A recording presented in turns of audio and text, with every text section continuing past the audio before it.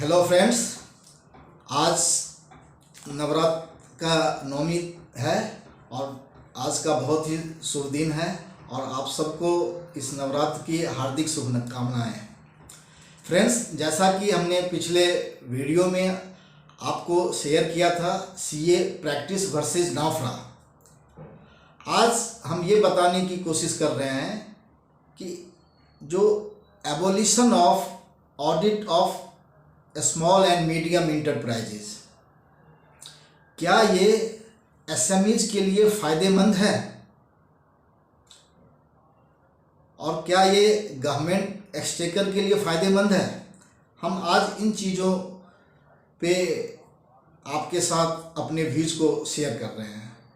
आपके अपने अगर कोई व्यूज़ हों तो ज़रूर आप हमारे कमेंट बॉक्स में अपने व्यूज़ को हमारे साथ शेयर करें, हमें बहुत अच्छा लगेगा।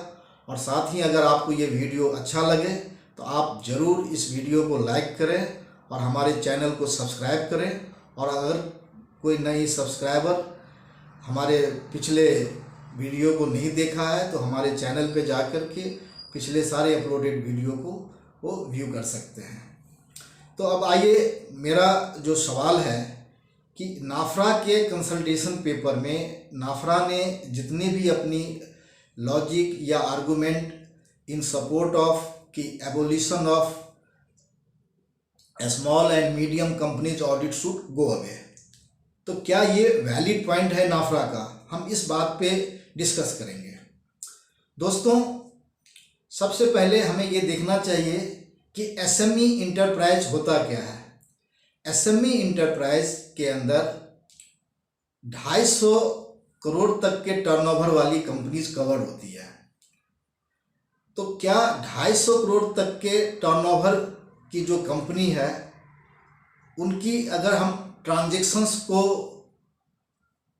विजुअलाइज करें कि वो कंपनी किस स्केल पे ये अपनी सारी बिजनेस को ऑपरेट कर रही है और उस बिजनेस को ऑपरेट करने से लेके उनके जो बाकी फाइनेंशियल इंटरमीडिएरीज हैं, चाहे वो उन्होंने बैंक से लोन ले रखा हो, चाहे प्रोमोटर्स का इक्विटी के अंदर इन्वेस्टमेंट हो रखा हो, या उनके जो दूसरे इंटरेस्टेड ग्रुप हैं जिनका कंसर्न उनकी बिजनेस उनकी बैलेंस शीट से हैं, वो इनकम टैक्स डिपार्टमेंट है, जीएसटी डिपार्टमेंट है, कस्टम डिपार्टमेंट है और बहुत ऐसी इस तरह के अथॉरिटीज़ हैं।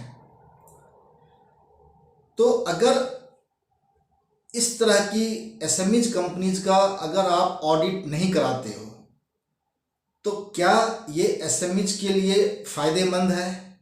क्या ये गवर्नमेंट एक्सचेकर के लिए फ़ायदे हैं?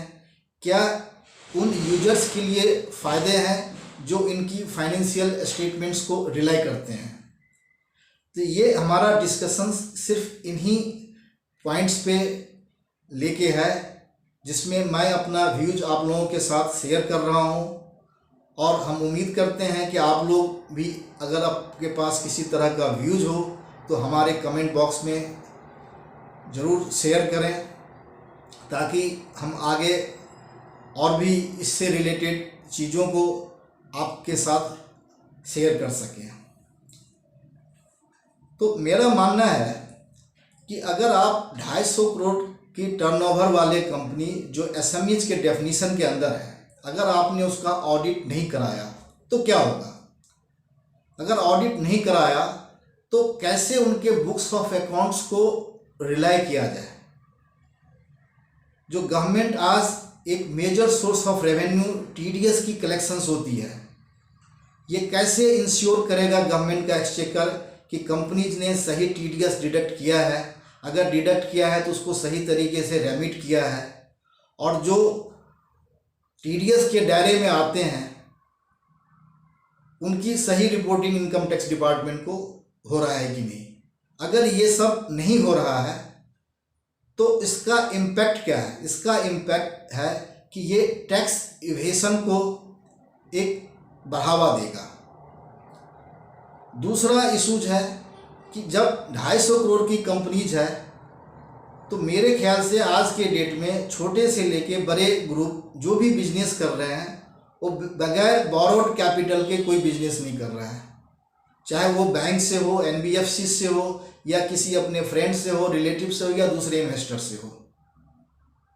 तो जो इन्वेस्टर का पैसा उन कंपनियों में लगा है, तो वो कैसे इंश्योर करेगा कि मेरे पैसे का कंपनी सही तरीके से उसका इस्तेमाल कर रही है, उसका एंड यूज क्या है, कंपनी की फाइनेंशियल स्टेटमेंट को कैसे रिलाई किया जा सकता है। तो ये भी एक बड़ा सवाल है। जो तीसरा इम्पोर्टेंट इशूज है जीएसटी को लेके, पिछले दिनों गवर्नमेंट ने जीएसटी को लेके एक मैसिव ड्राइव स्टार्ट किया, जिसका रिजल्ट ये आया कि गवर्नमेंट ने बहुत सारे फेक डीलर्स के रजिस्ट्रेशंस को कैंसिल किया, फेक इनवॉइसिंग के ऊपर कंट्रोल किया, और जीएसटी कलेक्शंस में काफ़ी बूस्टअप देखने को मिली। तो अगर आप इस तरीके की चीज़ों को अगर आप ऑडिट नहीं कराएंगे तो उसका इम्पैक्ट क्या होगा? उसका इम्पैक्ट होगा कि क्या डीलर वो परचेजेस कर रहे हैं तो उन्होंने आईटीसी सही से क्लेम किया नहीं किया, आगे आउटपुट टैक्स सही से पे किया नहीं किया। तो ये भी एक तरह से टैक्स इवेशन को ही बढ़ावा दे रहा है। इससे किसी भी लेवल पे गवर्नमेंट एक्सचेकर को नुकसान है।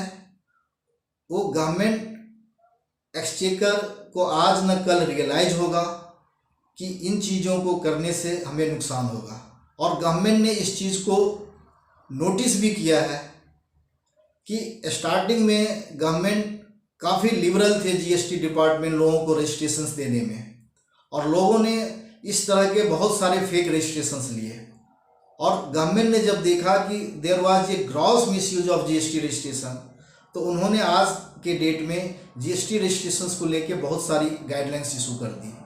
अब जीएसटी रजिस्ट्रेशन वैसे नहीं हो रहा है जो पहले होता था, ना उनका एड्रेस प्रूफ का वेरिफिकेशन प्रॉपर तरीके से था, ना ही वो डीलर्स की आइडेंटिटी को लेके वेरिफिकेशन था। तो क्या हम ऑडिट ख़त्म करके फिर से हम उसी रास्ते पे चलने जा रहे हैं जिसको हमने कुछ स्ट्रिक्ट मेजर्स लेकर के हमने उन चीज़ों को डिसिप्लिन करा और जीएसटी कलेक्शंस को हमने बढ़ावा दिया। और चौथा सबसे इम्पोर्टेंट पॉइंट है कि पिछले सालों में देखा होगा कि पार्लियामेंट ने ओवरनाइट कंपनी लॉ के अंदर एक अमेंडमेंट लाया था, जो सेक्शन 185 और section 186 of the companies act में है। वहाँ पे ये था कि बहुत तरह की जो बड़ी कॉरपोरेट्स हैं उन्होंने बैंक के से बोरो करके और बाय रजिस्टरिंग और इनकॉर्पोरेटिंग ए वेरियस न्यू कंपनी उसने अपनी फंड्स का डाइवर्जन किया था। तो उसी डाइवर्जन्स को रोकने के लिए कंपनी ने 185 और 186 के प्रोविजंस में उन्होंने रिस्ट्रिक्ट कर दिया कि आप इस तरह के फंडिंग्स को आप नहीं रूट कर सकते हो, और उसका एक गवर्नमेंट को बहुत एक मैसिव रिजल्ट भी सामने मिला। तो मेरा कुल मिला के ये कहने का मतलब है कि अगर इंडियन पर्सपेक्टिव में देखा जाए तो जितनी भी कंपनियां हिंदुस्तान के अंदर रजिस्टर्ड हैं, तो 250 करोड़ की कंपनीज के अंदर कम से कम हिंदुस्तान की 90% कंपनीज कवर हो जाती है। अगर आप 90% कंपनीज को गवर्नमेंट के सिस्टम से बाहर कर देंगे तो उसका इम्पैक्ट हमारे इंडियन इकोनॉमी पे क्या होने वाला है? पहला, एक तो मनी लॉन्ड्रिंग बढ़ेगा, टैक्स इवेशन बढ़ेगा, लोगों की फाइनेंशियल डिसिप्लिन खत्म हो जाएगी। तो ये जो नाफरा का कंसल्टेशन पेपर है, मेरे व्यू से ये जो कंसल्टेशन पेपर है, it has not been given the due thought it should have been there. It has not assessed the proper impact on the overall Indian economy। सवाल ये नहीं है कि अगर ऑडिट चला गया तो चार्टर्ड अकाउंटेंट क्या करेंगे। चार्टर्ड अकाउंटेंट एक नॉलेजेबल प्रोफेशन से बिलोंग करता है, जो right from the registering with the CA institute और टिल दी डेट वो हमेशा स्टडी करता रहता है और उनके लिए बहुत सारी एम्पल अपॉर्चुनिटी मार्केट में ऑलरेडी अवेलेबल है। तो सवाल चार्टर्ड अकाउंटेंट के ऑडिट का नहीं है, सवाल ये है कि हमारे जो एक इंडियन इकोनॉमी का जो एक पिलर है हमारा एसएमईज, उस एसएमईज के अंदर एक फाइनेंशियल डिसिप्लिन बना रहे हैं। उस डिसिप्लिन को बना रहने से हमारे जो बाकी यूजर्स ग्रुप हैं, चाहे वो हमारे लैंडर्स हैं, चाहे हमारे वो टैक्सेशन अथॉरिटीज़ हैं, उनके बीच में एक डिसिप्लिन बना रहेगा और एक फाइनेंशियल ट्रांसपेरेंसी देखने को मिलेगी।